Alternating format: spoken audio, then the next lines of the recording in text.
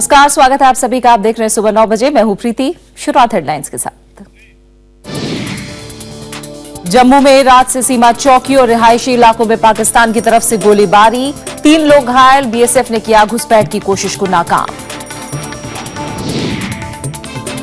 दिल्ली चुनाव के लिए बीजेपी आज जारी कर सकती है विजन डॉक्यूमेंट। अमित शाह ने संभाली कमान। कांग्रेस और आम आदमी पार्टी के दिग्गजों की रैलियां आज से कोल इंडिया के 10% शेयर बेचेगी सरकार। आधार मूल्य 358 रुपए प्रति शेयर। विनिवेश का मजदूर संगठनों ने किया विरोध। देश नमन कर रहा है राष्ट्रपिता महात्मा गांधी को उनकी 67वीं पुण्यतिथि पर। राष्ट्रपति, उपराष्ट्रपति और प्रधानमंत्री ने दी भावभीनी श्रद्धांजलि। फाइनल में पहुंचने के लिए इंग्लैंड और भारत के बीच पर्थ में भिड़ंत। भारत का पहले बल्लेबाजी का फैसला, मोहित शर्मा को मिला मौका। जम्मू कश्मीर में पाकिस्तान ने एक बार फिर संघर्ष विराम का उल्लंघन किया है। पाकिस्तान रेंजर्स ने जम्मू अंतर्राष्ट्रीय सीमा पर 8 भारतीय सीमा चौकियों पर भारी गोलीबारी की। सीमा से सटे रिहायशी इलाकों को भी निशाना बनाया गया है। गोलीबारी में 3 लोग जख्मी हुए हैं। बीएसएफ ने इस कार्रवाई का मुंहतोड़ जवाब दिया है। इस बीच बीएसएफ ने सीमा पार से गोलीबारी की आड़ में घुसपैठ की कोशिश को नाकाम कर दिया। जम्मू कश्मीर से लगी अंतर्राष्ट्रीय सीमा पर पाकिस्तान की ओर से गुरुवार रात से भारी गोलाबारी जारी है। अरनिया और आरएसपुरा सब सेक्टर की 8 सीमा चौकियों को निशाना बनाया गया। साथ ही रिहायशी इलाकों में भी मोर्टार और भारी हथियारों से गोलाबारी की गई है। इससे जम्मू जिले के अरनिया कस्बे में 3 लोग घायल हो गए, जिन्हें फौरन अस्पताल पहुंचाया गया। लोगों ने सुरक्षित जगहों पर शरण ले रखी है। अभी हमने अपने घर के सामने रखा ही, फिर से फायरिंग स्टार्ट होगी। फिर मैंने सर एक्चुअली बड़ी बुरी हालत है, तो इतनी फायरिंग हो रही है कि हद से ज्यादा भी तक बाहर फायरिंग हो रही है। हमने जैसे उठाया इनको, दुकान खोली, दुकान के अंदर इनको ले गए। अभी कभी हमने खाना नहीं खाया, लेकिन इतने छल आए पाकिस्तान से बुरी हालत होगी हमारी। 3 आदमी, तो एक तो हमारा सीरियस है, अभी अभी आपने बेचा देखा आपने। बीएसएफ सीमा पार से इस हरकत का मुंहतोड़ जवाब दे रही है। इस बीच गोलीबारी की आड़ में घुसपैठ की कोशिश को नाकाम कर दिया गया है। बीएसएफ के मुताबिक करीब 8 लोगों का समूह सीमा पार संदिग्ध हालत में घूमता नजर आया, जो भारतीय सीमा में घुसने की फिराक में था। लेकिन बीएसएफ के जवानों ने उनके प्रयास को विफल करते हुए घुसपैठियों को खदेड़ दिया। माना जा रहा है कि पाकिस्तानी सेना घुसपैठ कराने के लिए गोलीबारी कर रही है। पिछले 1 हफ्ते में पाकिस्तान की ओर से करीब 6 बार संघर्ष विराम का उल्लंघन किया गया है। इस साल जनवरी महीने में कई बार सीमा पार से बेवजह गोलीबारी की गई, जिसमें 4 लोगों की जानें चली गईं और करीब 10,000 लोगों को अपना घर-बार छोड़ सुरक्षित जगहों पर शरण लेनी पड़ी है। Bureau report, Rajya Sabha TV. और अब बात दिल्ली के चुनावी दंगल की। दिल्ली विधानसभा चुनाव के मद्देनजर आज बीजेपी का विजन डॉक्यूमेंट आ सकता है। पार्टी नेताओं की आज दोपहर 12 बजे अहम बैठक भी होने वाली है। वहीं बीजेपी अध्यक्ष अमित शाह समेत पार्टी के आला नेता आज दिल्ली में कई रैलियां करेंगे। बीजेपी ने दिल्ली विधानसभा चुनाव के लिए घोषणा पत्र जारी नहीं करने का फैसला किया है। इसकी जगह पार्टी आज दृष्टि पत्र यानी विजन डॉक्यूमेंट लाएगी।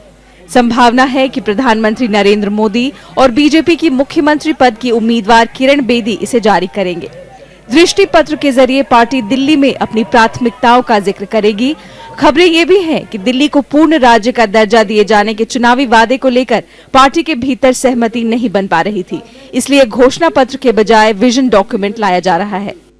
भारतीय जनता पार्टी का दृष्टि पत्र आएगा, विजन डॉक्यूमेंट आएगा, क्योंकि हमारा घोषणा पत्र नहीं होगा, हमारा विजन डॉक्यूमेंट होगा, जो नरेंद्र भाई के नेतृत्व में, किरण बेदी जी के अगुवाई में हम यहां अमल करने वाले हैं, कार्यान्वित करने वाले हैं।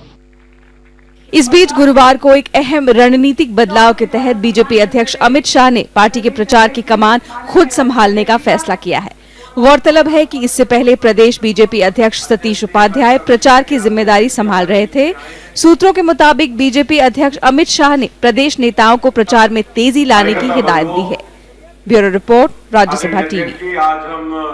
दिल्ली विधानसभा चुनाव के प्रचार के अंतिम दौर में आरोप प्रत्यारोप तेज हो गए। त्रिकोणीय मुकाबले में बीजेपी, कांग्रेस और आम आदमी पार्टी एक दूसरे पर जमकर निशाना साध रहे हैं।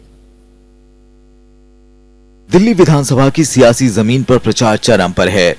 एक तरफ सभी पार्टियों ने जहां अपने आला नेताओं और स्टार प्रचारकों को प्रचार में पूरी तरह झोंक दिया है, वहीं आरोप प्रत्यारोपों की बौछार आ गई है।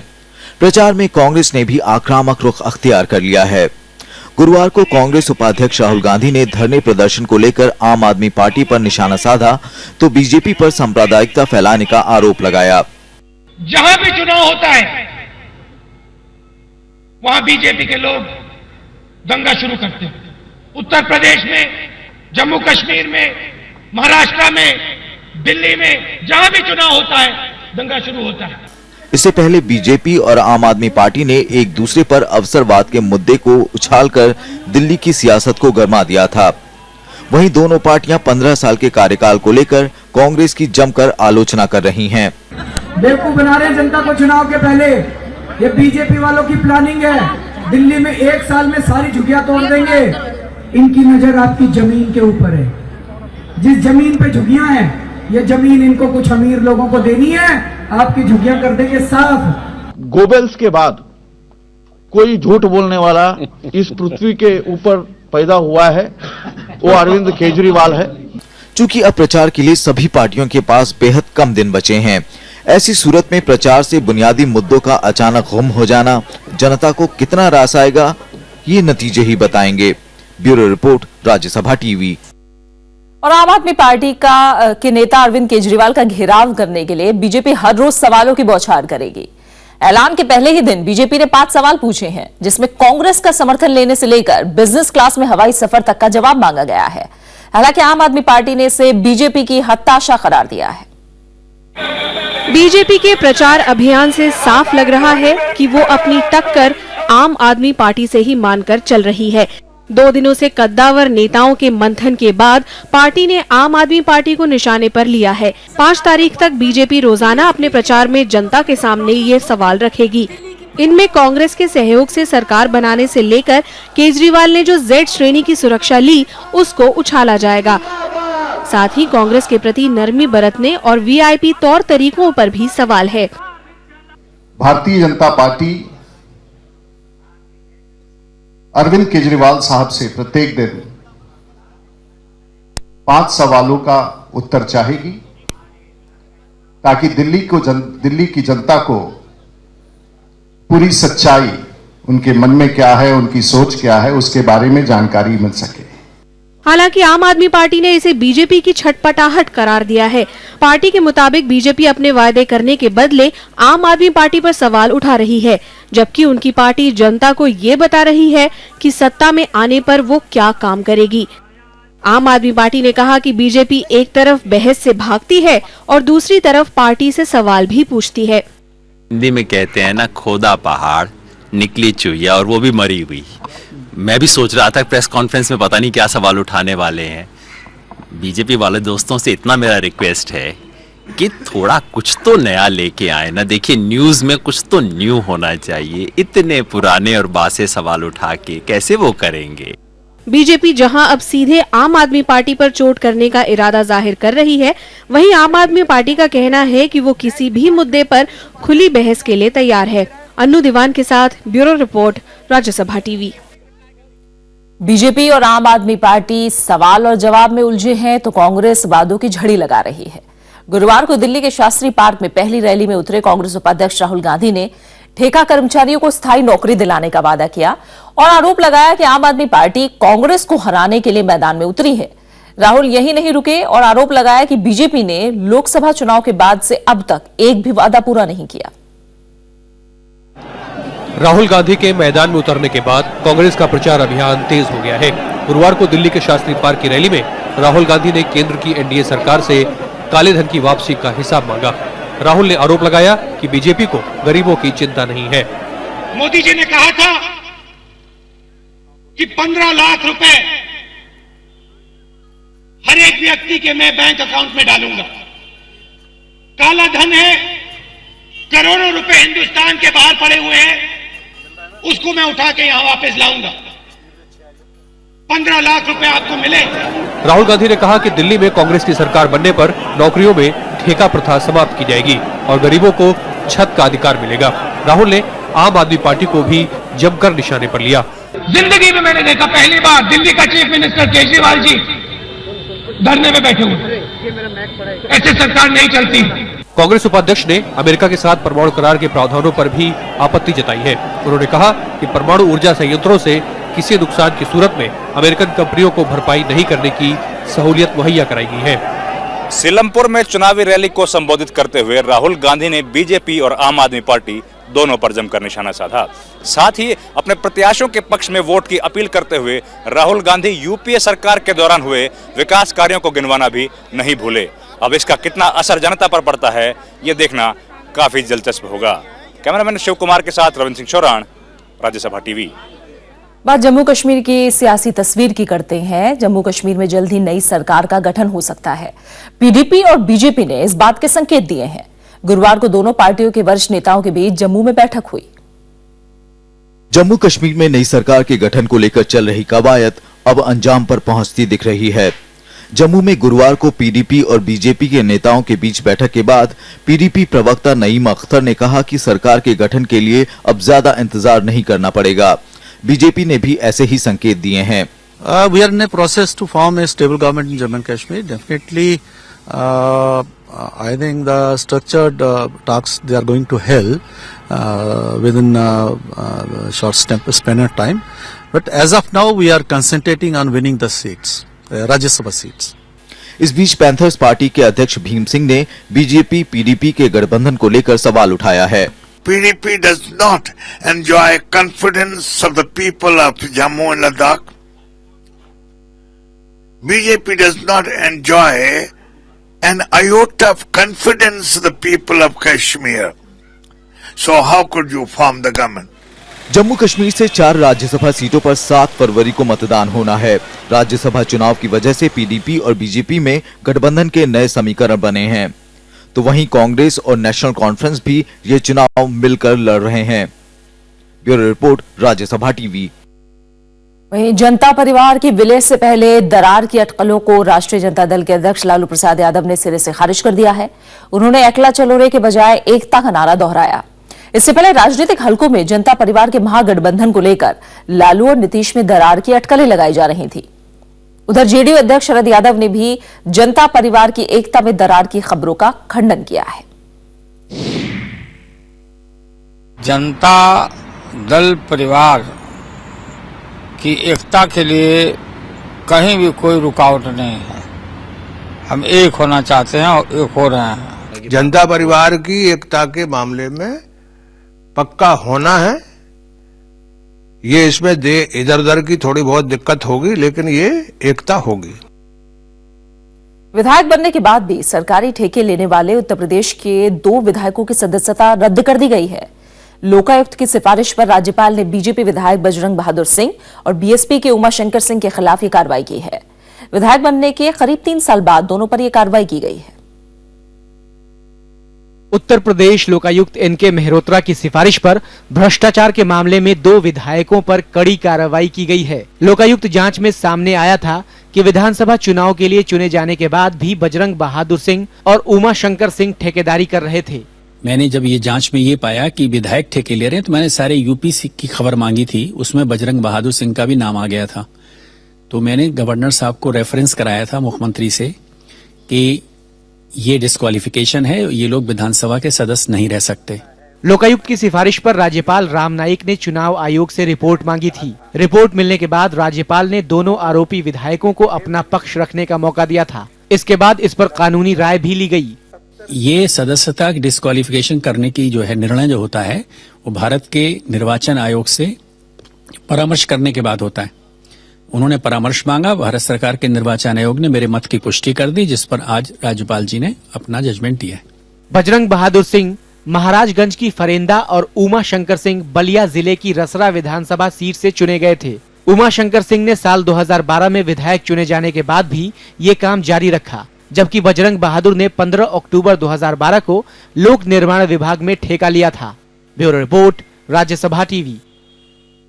लखनऊ में आज विधायी निकायों के पीठासीन अधिकारियों और सचिवों का सम्मेलन शुरू हो रहा है। इसमें शिरकत करने के लिए देश भर से प्रमुख पदाधिकारी लखनऊ पहुंच रहे हैं। राज्यसभा और लोकसभा के महासचिव इस मौके पर व्याख्यान भी देंगे। प्रमुख सचिवों और सचिवों का सम्मेलन विधान परिषद चैम्बर में हो रहा है। पीठासीन अधिकारियों के सम्मेलन का एजेंडा विकास में संसद की भूमिका और पेपरलेस पार्लियामेंट है। नए विदेश सचिव एस जयशंकर ने कल अपना पदभार संभाल लिया। इस बीच पूर्व विदेश सचिव सुजाता सिंह को समय से पहले हटाए जाने का विपक्षी दलों ने विरोध किया है। बुधवार देर रात सुजाता सिंह ने अपने पद से इस्तीफा दे दिया। सुजाता सिंह अगस्त 2015 में रिटायर होने वाली थी। कांग्रेस ने उन्हें हटाने के तरीके पर आपत्ति जाहिर की है। देश में सोच समझ के एक निर्णय किया गया था कि जो प्रमुख सचिव हैं इनका कार्यकाल निश्चित होगा।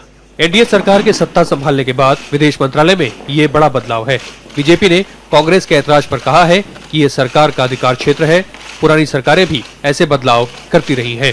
ऐसे कई सरकार करते आए हैं, तो इसमें कोई राजनीतिक बात मुझे नहीं दिखती और समझ में नहीं आता कि इस पर कौन सी राजनीतिक बात कांग्रेस पार्टी या अन्य पार्टी करने के प्रयास में। सुजाता सिंह की जगह एस जयशंकर ने ली है, जो 1977 बैच के आईएफएस अधिकारी हैं और अमेरिका में भारतीय राजदूत के तौर पर तैनात थे। जयशंकर 31 जनवरी को रिटायर होने वाले थे, लेकिन उन्हें 2 साल के लिए इस पद पर नियुक्त किया गया है। My priorities are the government's priorities. हालांकि इससे पहले एसपीजी, डीआरडीओ के प्रमुखों को उनके कार्यकाल खत्म होने से पहले ही हटाया जा चुका है। एनडीए सरकार ने इसके पहले भी कई निर्णायक ओहदों पर बैठे हुए अधिकारियों को हटाया है, लेकिन यह भी सच है कि इसके पहले की कई सरकारों ने भी ऐसे निर्णय लिए हैं। इसलिए जरूरत इस बात की है कि सरकार देश को यह आश्वस्त करे कि इस तरह के परिवर्तन से सरकार के कामकाज और निर्णय लेने की क्षमता बेहतर हुई है। राज्यसभा टेलीविजन के लिए दिल्ली से अखिलेश सुमन। और विदेश सचिव के तौर पर समय से पहले कार्यकाल समाप्त किए जाने को लेकर सुजाता सिंह ने कहा कि उन्होंने जल्दी सेवानिवृत्ति की मांग की थी। विदेश मंत्रालय में अपने सहयोगियों को भेजे विदाई मेल में सुजाता सिंह ने अचानक सेवा समाप्त के बारे में कुछ नहीं कहा है। 28 जनवरी को भेजे ईमेल में उन्होंने लिखा है कि व्यक्ति संस्था को बनाने में अहम भूमिका निभा सकता है, लेकिन कोई भी संस्था से बड़ा नहीं होता। वहीं विदेश मंत्री सुषमा स्वराज ने विदेश सचिव पद से हटाए जाने को लेकर सरकार के सुजाता सिंह के भरोसे में नहीं लिए जाने के आरोप को खारिज किया है। उन्होंने कहा कि उन्होंने निजी तौर पर सुजाता सिंह को इस बारे में बताया था। एस जयशंकर को आनंद फानन में विदेश सचिव बनाए जाने का बचाव करते हुए उन्होंने कहा कि वो 31 जनवरी को रिटायर हो जाते, लिहाजा इससे पहले उनकी नियुक्ति का आदेश जारी करना जरूरी था। और आप बने रहिए हमारे साथ, लौट रहे हैं एक छोटे से ब्रेक के बाद।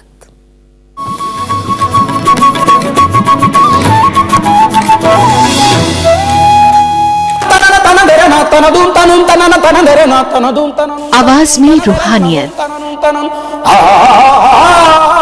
खुशमिजाज शख्सियत, हमको नशा है भारत का होने का ही, कबीराना अंदाज, संघर्ष की एक लंबी दास्तान। मैं चातक की तरह जीता हूँ, मैंने भूख को हराया है कितनी बार। अल्लाह के बंदे। मिलिए शख्सियत में मशहूर और मारूफ कलाकार कैलाश खेरसी, सिर्फ राज्यसभा टीवी पर। कल फिर आएगा। राज्यसभा टेलीविजन की खास श्रृंखला महामहिम राज्यपाल में आपका स्वागत है।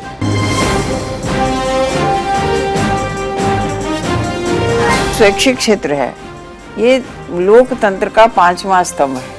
लोकतंत्र को बनाने में, लोकतंत्र को संवर्धित करने में, लोकतंत्र को सुधारते रहने में ये बहुत बड़ा काम। महामहिम राज्यपाल में इस बार गोवा की राज्यपाल मृदुला सिन्हा से मुलाकात, सिर्फ राज्यसभा टेलीविजन पर।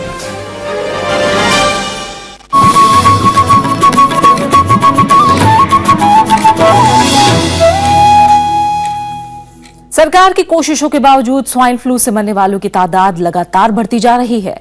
मध्य प्रदेश में 2 और आंध्र प्रदेश में 2 लोगों की बीमारी ने जान ले ली। वहीं दिल्ली में H1N1 वायरस के 43 और नए मामले सामने आए हैं। मध्य प्रदेश के इंदौर में पिछले 2 दिनों में 2 लोगों की स्वाइन फ्लू से मौत हो गई है। साथ ही कई नए मामले सामने आए हैं। दिल्ली में H1N1 वायरस के 43 नए मामले सामने आने से इस बीमारी से पीड़ित लोगों की तादाद 361 पहुंच गई है। वहीं 5 लोगों की जानें जा चुकी हैं। दिल्ली सरकार ने इस मामले में बनी 5 सदस्यीय टीम के साथ बैठक कर हालात की समीक्षा की। स्वास्थ्य विभाग के निदेशक डॉक्टर SK शर्मा ने बताया कि दिल्ली में हालात काबू में हैं। आंध्र प्रदेश के विशाखापत्तनम में गुरुवार को स्वाइन फ्लू से 2 लोगों की मौत हो गई। राज्य के 13 जिलों में H1N1 वायरस के 26 मामले सामने आए हैं। राज्य सरकार की ओर से बीमारी से निपटने के लिए व्यापक इंतजाम किए गए हैं।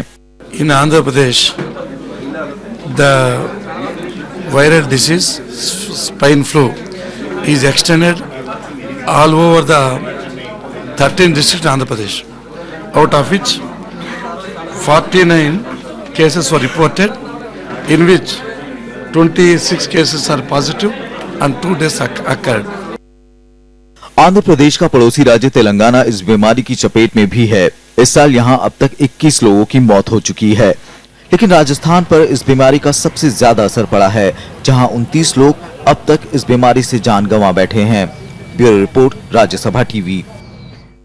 सरकार आज से कोल इंडिया में अपनी 10% हिस्सेदारी बेचने की प्रक्रिया शुरू कर रही है। गुरुवार को सरकार ने नीलामी के लिए एक शेयर का आधार मूल्य 358 रुपए तय किया था। इस प्रक्रिया के जरिए सरकार 5% यानी 31.58 करोड़ शेयर पब्लिक ऑफर के जरिए जारी करेगी। सरकार ने बाकी बचे 5% शेयर ग्रीनशू ऑप्शन के जरिए जारी करने का फैसला लिया है। ग्रीनशू ऑप्शन तब इस्तेमाल में लाया जाता है जब शेयरों की मांग बाजार में जारी किए गए शेयरों से कहीं ज्यादा हो। अगर आधार मूल्य पर ही सरकार की 10% हिस्सेदारी बेची जाती है, तब उसे करीब 22 से 24 हजार करोड़ रुपए का राजस्व मिलेगा। कोल इंडिया में विनिवेश को सरकार और शेयर बाजार विशेषज्ञ दोनों ही सही ठहरा रहे हैं, जबकि कई मजदूर संगठनों ने सरकार के इस फैसले के खिलाफ हड़ताल पर जाने की धमकी दी है। Well, the disinvestment program will proceed on the basis of decisions made by the cabinet and the disinvestment secretary. So you will have to wait and see what the decisions are. जिस तरह की conditions market में prevailing है, मुझे लग रहा है कि पैसा मिलना काफी आसान रहेगा। उसमें भी गवर्नमेंट ने जानबूझ के ऐसा किया है ताकि 2 हिस्सों में बांटा है लक्ष्य को। कोल इंडिया की जो प्रोसीड्स लाने के लिए 5% पहला निवेश और 5% green shoe, depending upon the response कैसा आता है। दिल्ली के 3 जिले राष्ट्रीय मानव विकास सूचकांक में सबसे आगे हैं, जबकि बिहार के कई जिले सूचकांक में सबसे पिछड़ों में शामिल हैं। यूएस इंडिया पॉलिसी इंस्टीट्यूट की तरफ से मानव विकास सूचकांक पर जारी रिपोर्ट में यह जानकारी सामने आई है। इस रिपोर्ट का विमोचन उपराष्ट्रपति मोहम्मद हामिद अंसारी ने किया। यूएस इंडिया पॉलिसी इंस्टीट्यूट ने 600 से ज्यादा जिलों पर आधारित मानव विकास सूचकांक की रिपोर्ट जारी की है। रिपोर्ट में लोगों की आर्थिक, शैक्षिक और स्वास्थ्य की स्थिति का आकलन किया गया है। उपराष्ट्रपति मोहम्मद हामिद अंसारी ने कहा कि ऐसी रिपोर्टों से समावेशी विकास की बेहतर नीतियां बनाने में मदद मिलेगी। This is a commendable effort, a very useful publication. It is easy to talk about equal opportunity, but to actually implement it, you need to quantify it. Where is the need for equal opportunity? राजधानी दिल्ली के 3 जिले मानव विकास सूचकांक में सबसे आगे हैं। इनमें उत्तरी दिल्ली शीर्ष पर है, जबकि सबसे पिछड़ा जिला बिहार का शिवहर है। 20 सबसे पिछड़े जिलों में 9 बिहार के, जबकि 8 उत्तर प्रदेश के हैं। डेवलपमेंट का जो डिबेट होना चाहिए वो डिस्ट्रिक्ट पे हो, क्योंकि लोग वहां रहते हैं, वहीं पे उसका चर्चा हो और वहीं पे उसकी जो पॉलिसीज हैं वहीं पे बने। रिपोर्ट में देश के सामाजिक धार्मिक समुदायों की स्थिति को लेकर भी अलग से अध्ययन किया गया है। Pranav Goswami, Rajya Sabha TV. Gorkha national liberation front के संस्थापक सुभाष घी सिंह का गुरुवार को 78 साल की उम्र में निधन हो गया। वो यकृत की बीमारी से पीड़ित थे। दिल्ली के एक अस्पताल में उनका इलाज चल रहा था। घी सिंह ने पश्चिम बंगाल के दार्जिलिंग जिले में रहने वाले गोरखा लोगों के लिए अलग राज्य की मांग करते हुए 1980 में जीएनएलएफ की स्थापना की। 1980 के दशक में गोरखालैंड आंदोलन के चलते हिंसक घटनाएं भी हुई थी। केंद्र और राज्य सरकारों के साथ कई दौर की बातचीत के बाद इलाके के लिए एक अर्ध स्वायत्त निकाय दार्जिलिंग गोरखा हेल्थ काउंसिल की स्थापना की गई। घी सिंह 1988 से 2008 के बीच दार्जिलिंग गोरखा हिल परिषद के अध्यक्ष रहे। घी सिंह का जन्म 22 जून 1936 को दार्जिलिंग के मंजूटी एस्टेट में हुआ। 1968 में गोरखा लोगों के अधिकारों को लेकर वो सार्वजनिक जीवन में सक्रिय हुए। बात करते हैं मौसम की। उत्तर भारत में तापमान में 5 से 6 डिग्री तक की कमी आने से ठंड बढ़ गई है। कई इलाकों में सुबह हल्की धुंध से यातायात भी प्रभावित हुआ है। आज 50 से ज्यादा रेलगाड़ियां देर से चल रही हैं। वहीं पहाड़ी इलाके भी बर्फबारी और शीतलहर के प्रकोप से जूझ रहे हैं। बर्फीली हवाओं के साथ हाड़ कपा देने वाली ठंड का दौर फिर लौट आया है। मैदानी इलाकों में पारे में लगातार 2 दिन से गिरावट हो रही है। राजधानी में गुरुवार को तो पिछले 5 साल का रिकॉर्ड टूट गया। न्यूनतम तापमान 4.8 डिग्री सेल्सियस तक जा पहुंचा है। वहीं यूपी, हरियाणा, पंजाब और राजस्थान में भी तापमान में एक साथ भारी कमी दर्ज की गई है। पंजाब के अमृतसर में 2.9 डिग्री सेल्सियस, हरियाणा के नारनौल में 1.5 डिग्री, वहीं राजस्थान के चुरू में तापमान 0.4 डिग्री सेल्सियस रहा। ठंड बढ़ जाने से लोग मुश्किल में हैं। कोहरा बहुत ज्यादा है और दिन और रात एक सा है, बिल्कुल कुछ दिखाई नहीं दे रहा है और बड़ी परेशानी हो रही है हमको जाने में और बड़ी मुसीबत का सामना करना पड़ रहा है हमें। तो पहाड़ी इलाकों में भी ठंड से बुरा हाल है। कश्मीर घाटी में घर की छतों से लेकर सड़कों तक बर्फ जम जाने से लोगों को मुश्किलों का सामना करना पड़ रहा है। तापमान की बात करें तो श्रीनगर में पारा -0.2 डिग्री सेल्सियस चल रहा है। वहीं पहलगांव में -2.2 डिग्री सेल्सियस है, जहां कल सुबह 8 बजे तक 9 सेंटीमीटर बर्फबारी दर्ज की गई। लद्दाख में न्यूनतम पारा -12.2 डिग्री सेल्सियस और करगिल में -13.7 डिग्री सेल्सियस दर्ज किया गया। ये अभी दिसंबर से लेकर मार्च तक ऐसा ही होता है जी। यहाँ पे रोड जम जाता है और शान वगैरह लग जाता है, बर्फ छतों में बहुत सारी बर्फ है। मौसम विभाग की ओर से जारी बुलेटिन के मुताबिक मध्य प्रदेश और बिहार सहित मैदानी इलाकों में ठंड और कोहरा रहेगा। 1 से 5 फरवरी के बीच पहाड़ों में भारी बर्फबारी की चेतावनी दी गई है। इस बीच मैदानी इलाकों में बारिश के साथ ठंडी हवाओं के चलने की संभावना जताई गई है। Bureau report, Rajya Sabha TV. बात खेलों की दुनिया से करते हैं और ऑस्ट्रेलिया में चल रही क्रिकेट ट्राई सीरीज की बात करें तो पर्थ वनडे में टॉस जीतकर इंग्लैंड ने भारत को बल्लेबाजी के लिए बुलाया है और आज का वनडे दोनों ही टीमों के लिए करो या मरो का मैच है। आज जीतने वाली टीम ऑस्ट्रेलिया से फाइनल में खेलेगी। पूरी सीरीज में टीम इंडिया का प्रदर्शन बेहद खराब रहा और वो एक भी मैच जीतने में नाकाम रही है। बारिश की वजह से पिछला मैच रद्द हो जाने की वजह से टीम को 2 अंक मिल गए थे और ताजा स्कोर आपको बता दें, फिलहाल 33 रन भारत ने बना लिए हैं और बिना विकेट खोए ये ताजा अपडेट है 33 रन भारत के। और बात टेनिस की करें तो ऑस्ट्रेलियन ओपन के महिला सिंगल्स के फाइनल में सेरेना विलियम्स का मुकाबला मारिया शरापोवा से होगा। रूस की शरापोवा ने दूसरे सेमीफाइनल में अपने हमवतन खिलाड़ी एकातेरिना माकारोवा को 6-3, 6-2 से मात दी। इससे पहले सेरेना विलियम्स ने मेरिकस्कीज को हराकर फाइनल में जगह बनाई। वहीं एंडी मरे पुरुष सिंगल्स के फाइनल में पहुंच गए हैं। सेमीफाइनल में मरे ने टॉमस बर्डिच को 6-7, 6-0, 6-3, 7-5 से मात दी।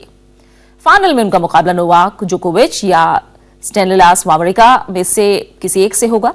भारत के लिहाज से ऑस्ट्रेलियन ओपन का आज अहम दिन है। मिक्स्ड डबल्स मुकाबलों में भारत की सानिया मिर्जा और ब्राजील के ब्रूनो सुआरेस की जोड़ी और लिएंडर पेस और मार्टिना हिंगिस की जोड़ी अपने अपने सेमीफाइनल खेलेंगी। राष्ट्रपिता महात्मा गांधी जी की आज पुण्यतिथि है। इस मौके पर राष्ट्रपति, उपराष्ट्रपति और प्रधानमंत्री ने भावभीनी श्रद्धांजलि दी है। गांधी जी जैसे लोग हमेशा जिंदा रहते हैं। गांधी जी आज पहले से भी ज्यादा प्रासंगिक हैं।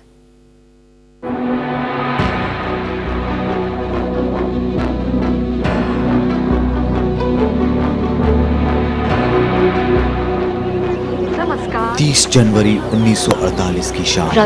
Papu is already late. की आवाज। राष्ट्रपिता महात्मा गांधी ने आखिरी सांस ली।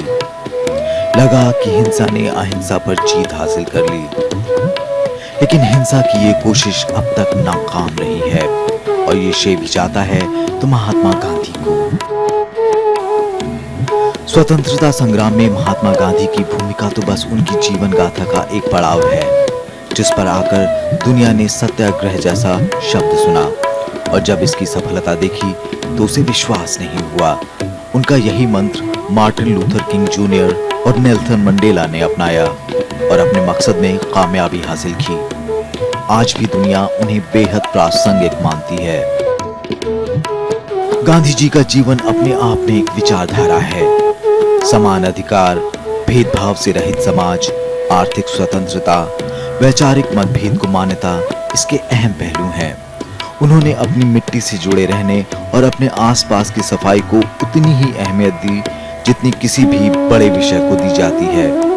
आज जहां देखो वहां धर्म, जाति और धन के नाम पर खून खराबा हो रहा है। ऐसे में गांधी की अहिंसा का पाठ ही एक रास्ता है जो दुनिया के जख्म भर सकता है। शेक्सपियर की सोनेट की एक पंक्ति गांधी जी के लिए बिल्कुल माकूल बैठती है। If a while I think about the dear friend, all losses are restored and sorrows end. यानी आज जब मैं उस दोस्त के बारे में सोचता हूँ तो सारे नुकसानों की भरपाई हो जाती है और दुख मिट जाते हैं। Bureau report, Rajya Sabha TV.